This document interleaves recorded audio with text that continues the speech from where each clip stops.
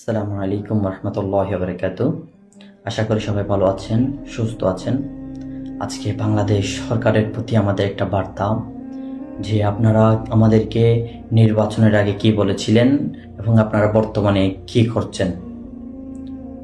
বাংলাদেশ সরকার আমাদেরকে, বর্তমান যে সরকার ক্ষমতায় আছে, তারা আমাদেরকে নির্বাচনের আগে কিরকম প্রতিশ্রুতি দিয়েছিল আপনারা দেখুন। আগামী দিনে বিএনপি সরকার গঠিত হলে আমরা নবী করিম সাল্লাল্লাহু আলাইহি সাল্লামের ন্যায় পরায়ণতার ভিত্তিতে ইনশাআল্লাহ দেশকে পরিচালনা করব। আমরা অঙ্গীকারবদ্ধ এই দেশে আমরা কোরআন ও সুন্নাহর বাইরে কোনো আইন আমরা করতে দেব না, এটা আমাদের কমিটমেন্ট। আমরা মদিনা ইসলামের চর্চা করি, আমরা মদিনা ইসলামে বিশ্বাস করি।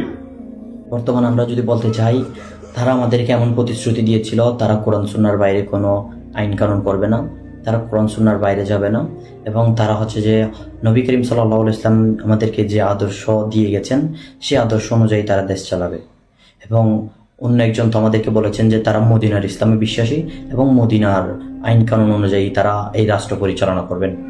অথচ তিনি আমাদেরকে বলেছিলেন, যখন আমরা একটা দর্শনের বিচার চাইতে গেলাম, তিনি বলেছিলেন আমরা এখন মধ্যযুগে নাই, আমরা আধুনিক যুগে। তার কাছে তখন এই মদিনার ইসলাম তখন মধ্যযুগে চলে গেছেন।